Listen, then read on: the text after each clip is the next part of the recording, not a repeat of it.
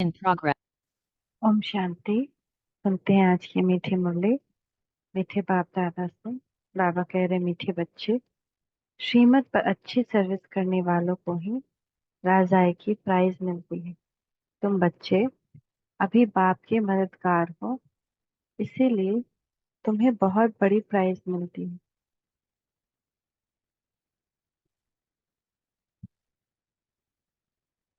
बाप की ज्ञान डांस किन बच्चों के सम्मुख बहुत अच्छी होती है। जो ज्ञान के शौकीन हैं, जिन्हें योग का नशा है, उनके सामने बाप की ज्ञान डांस बहुत अच्छी होती है। नंबर वार स्टूडेंट है, परंतु ये वंडरफुल स्कूल है। कईयों में जरा भी ज्ञान नहीं है, सिर्फ भावना बैठी हुई है। उस भावना के आधार पर भी वर्षे के अधिकारी बन जाते हैं।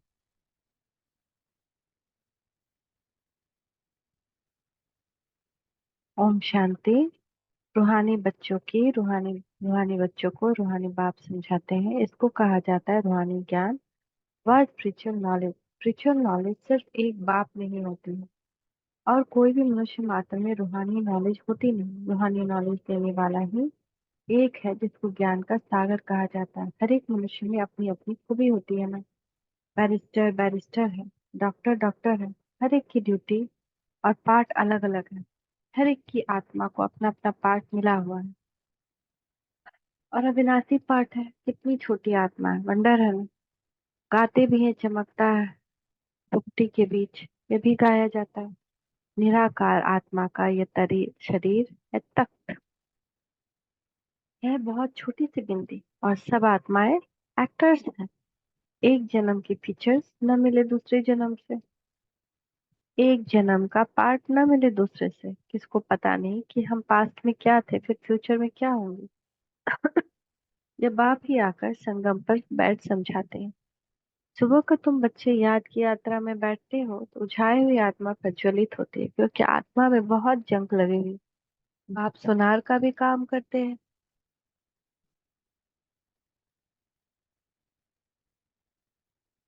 पतित आत्माएं जिनमें खाद पड़ती है, उनको प्योर बनाते हैं। खाद पड़ती तो है ना, चांदी तांबा लोहा आदि नाम भी ऐसे, गोल्डन एज सिल्वर एज सतो प्रधान सतो रजो तमो। यह भी बातें और कोई भी मनुष्य गुरु नहीं समझाएंगे, एक सतगुरु ही समझाएंगे। सतगुरु को अकाल तख्त कहते हैं ना।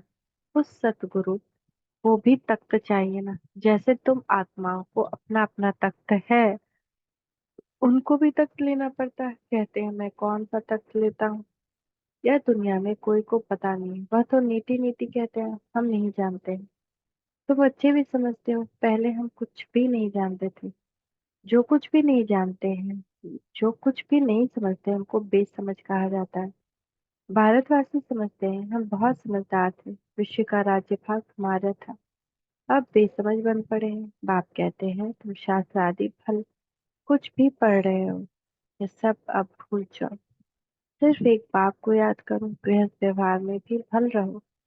सन्यासियों के फॉलोअर्स भी अपने अपने घर में रहते हैं। कोई कोई सच्चे फॉलोअर्स होते हैं तो उनके साथ रहते हैं, बाकी कोई कहाँ रहते हैं। तो यह सब बातें बातें बाप बैठ समझाते हैं। इसको कहा जाता है ज्ञान की डांस। योग तो साइलेंस, योग तो है साइलेंस। ज्ञान की होती है डांस। योग में तो बिल्कुल शांत रहना होता है। डेड साइलेंस कहते हैं ना, 3 मिनट डेड साइलेंस, परंतु उसका अर्थ कोई नहीं जानते। सन्यासी शांति के लिए जंगल में जाते हैं, परंतु वहां थोड़ी शांति मिल सकती है। एक कहानी भी है, रानी का हार गले में, यह मिसाल है शांति के लिए। बाप इस समय जो बातें समझाते हैं, वह दृष्टांत फिर भक्ति मार्ग में चले आते हैं। बाप इस समय पुरानी दुनिया को बदल नई दुनिया बनाते हैं, तमो प्रधान से सतो प्रधान बनाते हैं। ये तो तुम समझ सकते हो, बाकी ये दुनिया ही तमो प्रधान पतित है, क्योंकि सब विकारों से पैदा होते हैं। देवताएं तो विकार से पैदा नहीं होते, इसलिए उनको उनको कहा जाता है संपूर्ण निर्विकारी दुनिया। वाइसलेस वर्ल्ड अक्षर कहते हैं, परंतु उनका अर्थ नहीं समझते। तुम ही पूजे सो पुजारी बने हो। बाबा के लिए कभी भी ऐसे नहीं कहा जाता। बाप कभी पुजारी नहीं बनते। बाप तो जन्म ही नहीं लेते, पुजारी भी नहीं बनते। मनुष्य तो कण कण में परमात्मा कह देते हैं।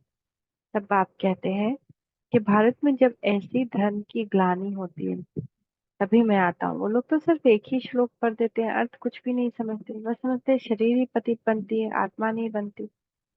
बाप कहते हैं पहले आत्मा पतित बनती है, तब शरीर भी पतित बना है, सोने में ही खाद पड़ती है, तो फिर जेवर भी ऐसा बनता है, परंतु वह सब है भक्ति मार्ग। बाप समझाते हैं हर एक में आत्मा विराजमान है। कहा भी जाता है जीव आत्मा, परमात्मा नहीं कहा जाता, जीव परमात्मा नहीं कहा जाता, महान आत्मा महान परमात्मा नहीं कहा जाता। आत्मा ही भिन्न भिन्न शरीर पाठ बजाती है, तो यह योग है बिल्कुल साइलेंट। या फिर है ज्ञान दान। बाप की ज्ञान दान भी उन्हों के आगे होगी जो शौकीन हो। आप जानते हैं इसमें कितना ज्ञान है, कितना उनमें योग का भी नशा है। टीचर तो जानते होंगे ना, बाप भी जानते हैं कौन कौन अच्छे गुणवान बच्चे। अच्छे अच्छे बच्चों का ही जहाँ तहाँ बुलावा होता है। बच्चों में भी नंबरवार है, प्रजा भी नंबरवार पुरुषार्थ अनुसार बनती है। ये स्कूल अथवा पाठशाला है ना, पाठशाला में हमेशा नंबरवार बैठते हैं। समझ सकते हैं फलाना होशियार है या मीडियम है। यहाँ तो यह बेहद का क्लास है, इसमें किसको नंबरवार बिठा नहीं सकते। बाबा जानते हैं हमारे सामने ये जो बैठे हुए हैं इनमें कुछ भी ज्ञान नहीं, सिर्फ भावना है। बाकी न ज्ञान है न याद है, इतना निश्चय है। यह बाबा है, इनसे हमको वर्षा लेना है। वर्षा तो सबको मिलना है, परंतु राजाई में तो नंबरवार पद है। जो बहुत अच्छी सर्विस करते हैं उनको बहुत अच्छी प्राइज मिलती है। यहाँ सभी को प्राइज देते रहते हैं, जो राय देते हैं माथा मारते हैं उनको प्राइज मिल जाती है। अभी तुम जानते हो विश्व में सच्ची शांति कैसे है? बाप ने कहा है उनसे पूछो तो सही कि विश्व में शांति कब थी, कभी सुनी व देखी है? किस प्रकार की शांति मांगते हो, कब थी? तुम प्रश्न पूछ सकते हो, क्योंकि तुम जानते हो जो प्रश्न पूछे और खुद न जानता हो तो उनको क्या कहें। तुम अखबारों द्वारा पूछो कि किस प्रकार की शांति मांगते हो। शांति धाम तो है जहाँ हम सब आत्माएं रहती हैं। बाप कहते हैं एक तो शांति धाम को याद करो, दूसरा सुख धाम को याद करो। सृष्टि के चक्र का पूरा ज्ञान न होने के कारण कितना गपोड़ा लगा दिया है। तुम बच्चे जानते हो हम डबल सिरताज बनते, हम देवता थे अब फिर मनुष्य बने हैं। देवताओं को देवता कहा जाता है, मनुष्य नहीं, क्योंकि दादी गुणों गुणों वाले हैं ना। जिनमें अवगुण है वह कहते हैं मुझ निर्गुण हारे में कोई गुण नहीं। शास्त्रों में जो सब बातें सुनी है, वह सिर्फ गाते रहते हैं अच्युतम केशवम, जैसे तोतों को सिखलाया जाता है। कहते हैं बाबा आकर हम सबको पावन बनाओ। ब्रह्मलोक को वास्तव में दुनिया नहीं कहेंगे, वहाँ तुम आत्माएं रहती हो। वास्तव में पाठ बजाने की दुनिया यही है, वह शांति था। बात समझाते हैं मैं बैठ तुम बच्चों को अपना परिचय देता हूँ। मैं आता ही उसमें हूँ जो अपने जन्म को नहीं जानते। ये भी अभी सुनते हैं मैं इनमें प्रवेश करता हूँ। पुरानी दुनिया पतित दुनिया रावण की दुनिया है। जो नंबर वन पावन था वही फिर नंबर लास्ट पतित बना है। उनको अपना रथ बनाता, फर्स्ट तो लास्ट में आया है, फिर फर्स्ट में जाना है। चित्र में भी समझाया है ब्रह्मा द्वारा मैं आदि सनातन देवी देवता धर्म की स्थापना करता हूँ। ऐसे तो नहीं कहते कि कहते हैं देवी देवता धर्म में आता हूँ। जिस शरीर में आकर बैठते हैं वही फिर जाकर नारायण बनते हैं। विष्णु कोई और नहीं है। लक्ष्मी नारायण अथवा राधे कृष्ण की जोड़ी कहो। विष्णु कौन है ये कोई नहीं जानते। बाप कहते हैं मैं तुमको वेदों शास्त्रों सब चित्रों का राज समझाता हूँ। मैं जिसमें प्रवेश करता हूँ वह फिर यह बनते हैं, लक्ष्मी नारायण बनते हैं। प्रवृत्ति मार्ग है ना, यह ब्रह्मा सरस्वती फिर वह लक्ष्मी नारायण बनते हैं। इनमें ब्रह्मा में मैं प्रवेश कर ब्राह्मणों का ज्ञान देता हूँ, तो ये ब्रह्मा भी सुनते हैं। ये फर्स्ट नंबर सुनते हैं। यह है बड़ी नदी ब्रह्मपुत्रा। मेला भी सागर और ब्रह्मपुत्रा नदी पर लगता है, बड़ा मेला लगता है जहाँ सागर और नदी का संगम होता है। मैं इसमें प्रवेश करता हूँ, यह वह बनते हैं। इनको वह ब्रह्मा से विष्णु बनने में 1 सेकंड लगता है। साक्षात्कार हो जाता है और झट निश्चय हो जाता है मैं यह बनने वाला हूँ। विश्व का मालिक बनने वाला हूं, तो ये गधाई क्या करेगी, सब छोड़ दिया। तुमको भी मालूम हुआ, बाबा आया, यह दुनिया खत्म होने वाली है, तो झट भागे। बाबा ने नहीं भगाया, हाँ भट्टी बननी थी, कहते हैं कृष्ण ने भगाया। अच्छा कृष्ण ने भगाया तो फिर रानी बनाया ना। तो इस ज्ञान से विश्व के महाराजा महारानी बनते हैं। यह तो अच्छी इच्छा ही है। इसमें गाली खाने की दरकार नहीं। फिर कहते हैं कलंक जब लगते हैं तभी कलंगीधर बनते हैं। कलंक लगते हैं शिव बाबा पर, कितनी ग्लानि, कहते हैं हम आत्मा से परमात्मा, परमात्मा से हम आत्मा। अब बाप समझाते हैं ऐसे है नहीं। हम आत्मा अभी तो ब्राह्मण, ब्राह्मण है सबसे ऊंच कुल। इनको डायनेस्टी नहीं कहेंगे। डायनेस्टी अर्थात जिसमें राजाएं होती है, ये तुम्हारा कुल है बहुत सहज। हम ब्राह्मण से देवता बनने वाले, इसीलिए दैवी गुण जरूर धारण करनी। सिगरेट बीड़ी आदि का देवताओं को भोग लगाते हो क्या? श्रीनाथ द्वारे में बहुत घी के माल ठाल बनते हैं, भोग इतना लगाते हैं जो फिर दुकान लग जाती है, यात्री जाकर लेते हैं। मनुष्यों की बहुत भावना रहती है।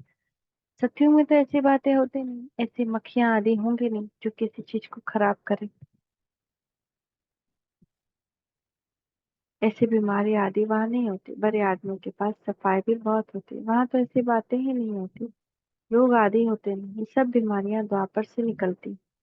बाप आकर तुमको एवर हेल्दी बनाते हैं। तुम पुरुषार्थ करते हो बाप को याद करने का, जिससे तुम एवर हेल्दी बनते हो। आयु भी बड़ी होती है। कल की बात है, 150 वर्ष आयु थी, अभी तो 40 से 45 वर्ष एवरेज है, क्योंकि वह योगी थे और यह योगी है।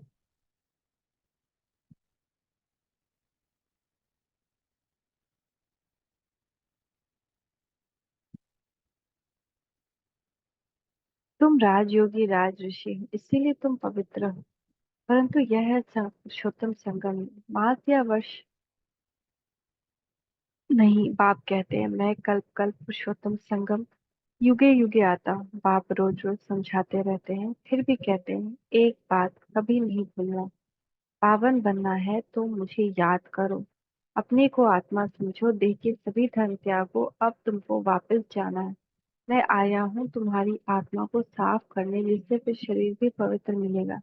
यहाँ तो विकार से पैदा होते हैं, आत्मा जब संपूर्ण पवित्र बनती है तब तुम पुरानी जुत्ती को छोड़ते हो, फिर नहीं मिलेगी। तुम्हारा गायन है वंदे मातरम। तुम धरती को भी पवित्र बनाती हो। तुम माताएं स्वर्ग का द्वार खोलती हो, परंतु यह कोई नहीं जानता। अच्छा, मीठे मीठे सिक्के लदे बच्चों प्रति माता पिता बाप दादा का याद प्यार। गुड मॉर्निंग, नमस्ते बाबा, नमस्ते। मीठे मीठे सिक्के लदे बच्चों प्रति माता पिता बाप दादा का याद प्यार। गुड मॉर्निंग, रूहानी बाप की रूहानी बच्चों को नमस्ते। हम रूहानी बच्चों की रूहानी माता पिता बाप दादा को याद प्यार। गुड मॉर्निंग, नमस्ते बाबा, नमस्ते, शुक्रिया बाबा, शुक्रिया। धारणा क्लियर के साथ आत्मा रूपी ज्योति को प्रज्वलित करने के लिए सवेरे सवेरे याद की यात्रा में बैठना है। याद से ही जंग निकलेगी। आत्मा में जो खाद पड़ी है वह याद से निकाल सच्चा सोना बनना है। बाप से ऊंच पद की प्राइज लेने के लिए भावना के साथ साथ ज्ञानवान और गुणवान भी बनना है, सर्विस करके दिखाना है।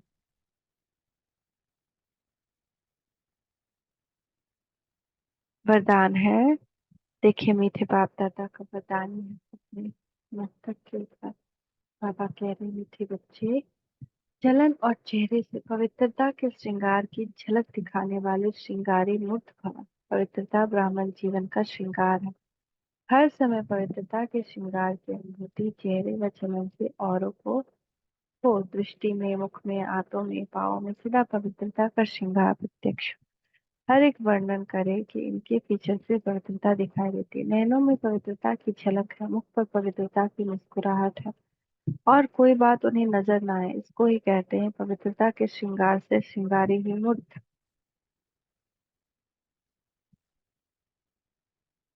स्लोगन, व्यर्थ संबंध संपर्क भी अकाउंट को खाली कर देता है, इसीलिए व्यर्थ को समाप्त करो। ओम शांति, ओम शांति, ओम शांति।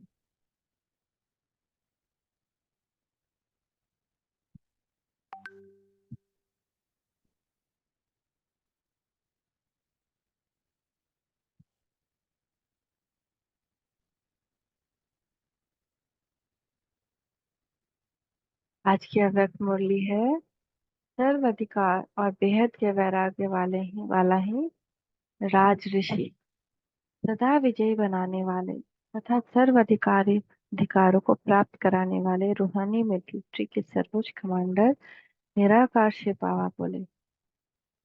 आज बाप दादा कौन सी सभा देख रहे हैं? यह है राज ऋषियों की सभा। अपने को सदा राज ऋषि समझते हुए चलते हो। एक तरफ राज, दूसरी तरफ ऋषि, दोनों के लक्षण अलग अलग है। वह है भाग्य, वह है त्याग, वह है सर्वाधिकारी, और वह फिर ऋषि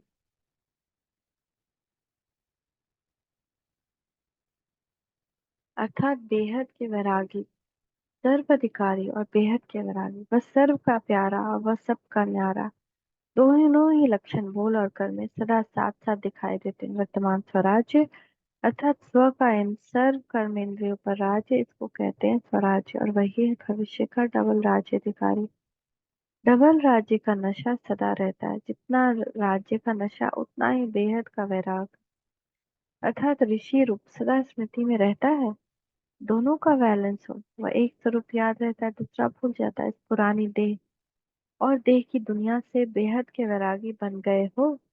वह अभी भी यह पुरानी देह और दुनिया अपनी तरफ आकर्षित करती है। ये कब्रिस्तान अनुभव होता है। सभी मूर्छित हुई आत्माएं नजर आती हैं, यह सब कहने मात्र है। ये सब मरे पड़े हैं अर्थात कब्रिस्तान। जब तक ये अनुभव न होगा तब तक बेहद के वैरागी नहीं बन सकेंगे। आज की दुनिया में भी हद के वैरागी जंगल में शमशान में जाते, इसलिए गायन है शमशानी वैराग्य। जब तक ये दुनिया शमशान है ऐसा अनुभव नहीं होगा तो सदा काल का बेहद का वैराग्य क्या अनुभव कैसे होगा? अपने आप से पूछो कि ऋषि बना हो। ऐसे निश्चय बुद्धि वैराग्य के साथ साथ अधिकार की खुशी में भी रहोगे तो राजऋषि बनने के लिए जितना ही राज्य का नशा उतना ही बेहद के वैराग्य के नजारे दोनों ही साथ साथ अनुभव होंगे। जितना कब्रिस्तान अनुभव होगा उतना ही परिस्तान सामने दिखाई देगा। त्याग के साथ साथ भाग्य भी स्पष्ट सामने दिखाई देगा। संपूर्ण राजऋषि की स्थिति अर्थात नशा और निशानी दोनों ही स्पष्ट होंगे। निशाना अर्थात संपूर्ण स्टेज, ऐसे नशे में रहने वाले के सामने निशाना इतना समीप होगा जिससे स्थूल नेत्रों के सामने स्थूल वस्तु स्पष्ट दिखाई देती है। जब सामने दिखाई देती है तो फिर कोई संकल्प नहीं उठेगा कि ये वस्तु है कि नहीं है, क्या है वह, कैसी है। ऐसे ही संपूर्ण स्टेज का निशाना सामने दिखाई देने के कारण मैं बनूंगा या नहीं बनूंगा, वह संपूर्ण स्टेज किसको कहा जाता है, क्वेश्चन समाप्त हो जाएगा। अपनी संपूर्ण स्टेज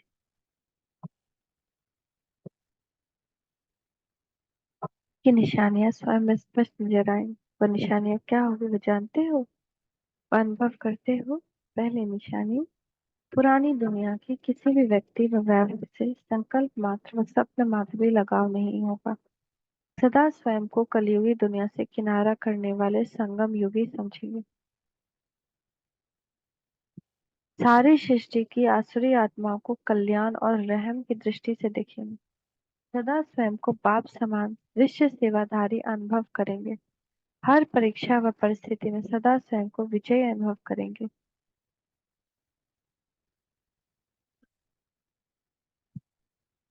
विजय मेरा जन्मसिद्ध अधिकार है, ऐसे अधिकारी स्वरूप समझकर हर कर्म करेंगे। सदा त्रिमूर्ति तत्वनशीन अनुभव करेंगे। त्रिकालदर्शीपन की स्मृति स्वरूप होने के कारण हर कर्म के तीनों कालों को जानने वाले हर कर्म को श्रेष्ठ कर्म व सुकर्म बनाएंगे।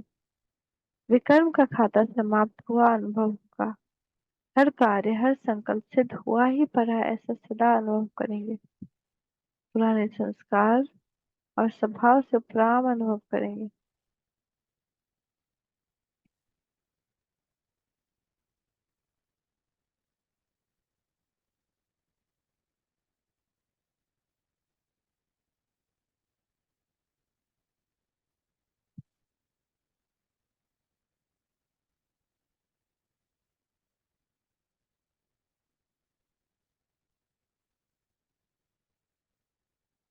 ऐसे अधिकारी सब समझकर हर कर्म करेंगे। सदा त्रिमूर्ति तक नशीन अनुभव करेंगे। त्रिकालदर्शीपन की स्मृति स्वरूप होने के कारण हर कर्म में तीनों कालों को जानने वाले हर कर्म को श्रेष्ठ कर्म व सुकर्म बनाएंगे, विकर्म का खाता समाप्त हुआ अनुभव होगा। हर कार्य हर संकल्प सिद्ध हुआ ही पड़ा ऐसा सदा अनुभव करेंगे।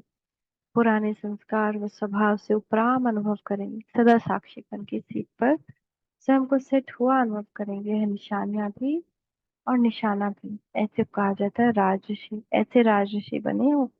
टाइटल तो राजऋषि का मिला है ना, जो टाइटल है वही प्रैक्टिकल भी है ना।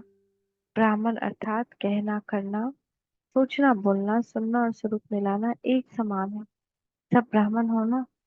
एक सेकंड में जहाँ चाहो, जहाँ अपने को चाहो स्थिति में स्थित कर सकते हो। ऐसे भर रेडी बनने हो। शरीर बनने का अभ्यास इतना ही सरल अनुभव होता है, जैसे शरीर में आना अति सहज और स्वतः लगता है। रूहानी मिलिट्री होना, मिलिट्री अर्थात हर समय सेकंड में ऑर्डर को प्रैक्टिकल में लाने वाले। अभी अभी ऑर्डर हो, अशरीर हो, अशरीर हो, या रेडी होना पड़ेगा।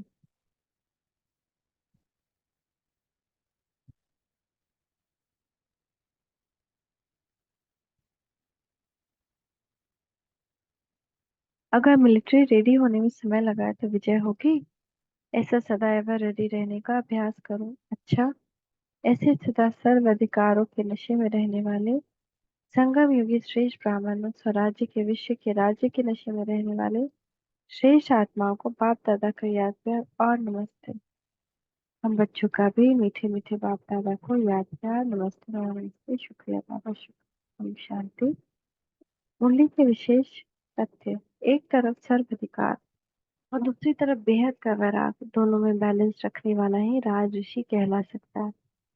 अपने को डबल राज्य अर्थात स्वराज्य अर्थात सर्व कर्म मंदिर स्वराज्य और भविष्य विश्व के राज्य का अधिकारी समझकर चलते हो तो सार संसार अनुभव होता है। या अब तक कोई सार दिखाई देता है, ये सब मरे पड़े हैं अर्थात कर दाखिले। जब तक यह नहीं अनुभव होगा तब तक बेहद के वैरागी नहीं कर बन सकेंगे। ब्राह्मण अर्थात कहना और करना, सोचना और बोलना, सुनना और स्वरूप मिलाना एक समान है। संपूर्ण स्टेज की गुह्य निशानी यह है कि पुरानी दुनिया का कोई भी व्यक्ति वगैरह है जो संकल्प मात्र व स्वप्न मात्र भी लगाव का अनुभव नहीं होगा। हर परीक्षा की स्थिति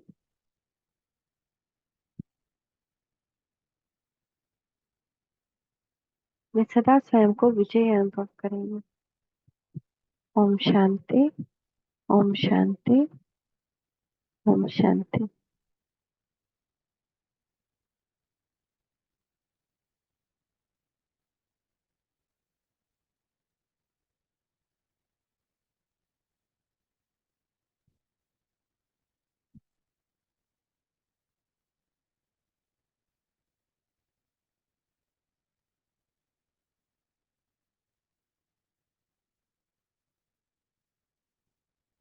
तो कल हम देख रहे थे कर्म कर्म विकर्म। तो दान भी पात्र को देना चाहिए। परमात्मा को देने से फिर देने वाले के ऊपर असर हो जाता है, वह भी पापात्मा बन जाता है। ऐसे को कब नहीं देना चाहिए तो जाकर उसे पैसे के से कोई पाप करे। साकार बाबा, 14 अगस्त 1969। विचार करो, जिस कर्म घटना दृश्य के प्रति परमात्मा और निमित्त समर्थ आत्मा तटस्थ है, उसके लिए तुम व्यर्थ चिंतन कर अपने ऊपर व्यर्थ का बोझा रखकर अपने पुरुषार्थ को बाधित कर अपने भविष्य को अंधकार में क्यों बना रहे हो। अपने अधिकार में रहकर कर्तव्य करना ही जीवन की सफलता का प्रशस्त पथ है।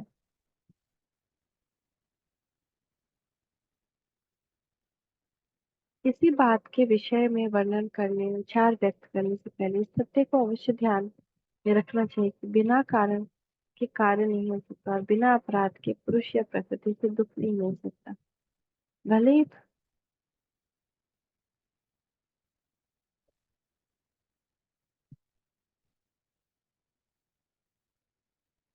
भले ही कर्म फल का कुछ प्रतिशत आगे के लिए संचित होता है, जिससे ड्रामा के का आगे का दृश्य घटित होता है और विषय नाटक सतत चलता रहता है। किसी भी प्रकार विकार के अंश मात्र के वशीभूत हो कर्म करना अर्थात विकर्म करना है। सुकर्म अर्थात श्रीमत के आधार पर कर्म करना। श्रीमत के आधार पर किया हुआ कर्म स्वतः ही सुकर्म के खाते में जमा होता है। सुकर्म और विकर्म को चेक करने की यह सहज विधि है।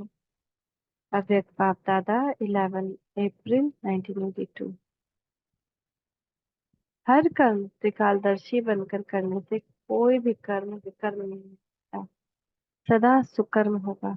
ऐसे ही साक्षी दृष्टा बन कर्म करने से कोई भी कर्म के बंधन में कर्म बंधनी आत्मा नहीं बनेंगे। अव्यक्त बाप दादा 30 जनवरी 1979। तो कर्म ही आत्मा की चढ़ती कला का आधार है। बाप ही श्रेष्ठ कर्म करने की विधि और विधान बताते हैं, जिसके अनुसार कर्म करने से आत्मा चढ़ती कला में जाती है और आत्मा के साथ विश्व की भी चढ़ती कला होती है। जैसे आज के दिन को अवतरण का दिन कहते हो ना, रोज अमृत वेले ऐसे ही सोचो कि निद्रा से नहीं लेकिन शांति धाम से कर्म करने के लिए अवतरित हुए हैं और रात को कर्म करके शांति धाम में चले जाओ। अवतार अवतरित होते हैं श्रेष्ठ कर्म करने के लिए। अव्यक्त बाप दादा 7 मार्च 1986। ऊपर से नीचे आकर कर्म करना अर्थात अपनी ऊंची स्थिति में स्थित होकर कोई भी साधन कर्म करना, लेकिन साधारण कर्म करते भी स्थिति ऊपर हो, जैसे ब्रह्म बाप को देखा। अव्यक्त बाप दादा।